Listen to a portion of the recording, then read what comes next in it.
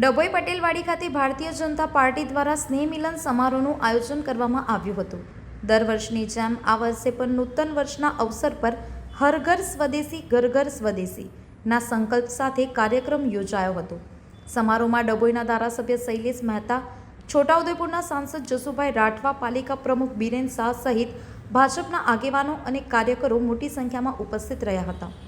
કાર્યક્રમ દરમિયાન કોંગ્રેસ અને બીજેપીના અનેક કાર્યકર્તાઓ ભારતીય જનતા પાર્ટીમાં વિશ્વાસ વ્યક્ત કરી ધારાસભ્યના હસ્તે ખેસ ધારણ કરીને પક્ષમાં જોડાયા હતા। ધારાસભ્ય શૈલેષ મહેતાએ જણાવ્યું કે વિકાસમુખી નીતિઓને કારણે ડભોઈમાં ભાજપનું વટવૃક્ષ સતત વિસ્તરી રહ્યું છે। સમારોહમાં સૌએ એકબીજાને નવા વર્ષની શુભકામના પાઠવી અને સંગઠનને વધુ મજબૂત બનાવવાનો સંકલ્પ વ્યક્ત કર્યો હતો।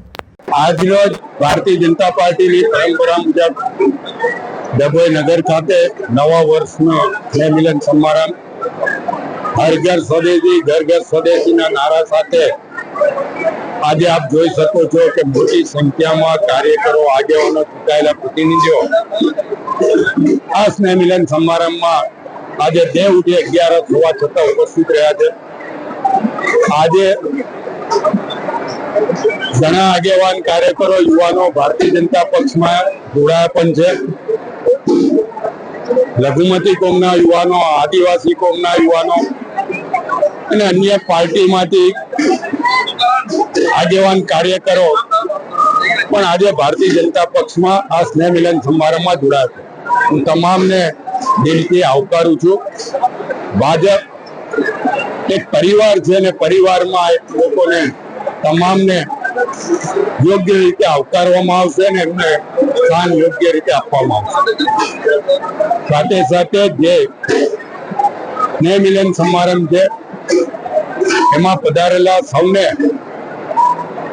સંવત 2082 નું વર્ષ સુખમય, શાંતિમય, સદગુણમય નીવડે એવી શુભેચ્છા પાઠવું છું।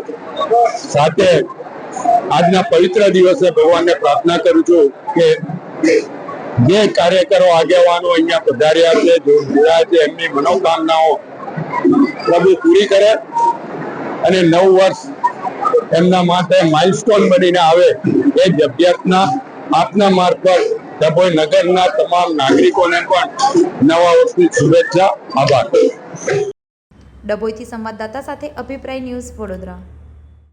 વધુ સમાચાર જોવા માટે અમારી યુટ્યુબ ચેનલને સબસ્ક્રાઇબ કરો અને જોડાયેલા રહો ફેસબુક, ઇન્સ્ટાગ્રામ અને ટ્વિટર પર।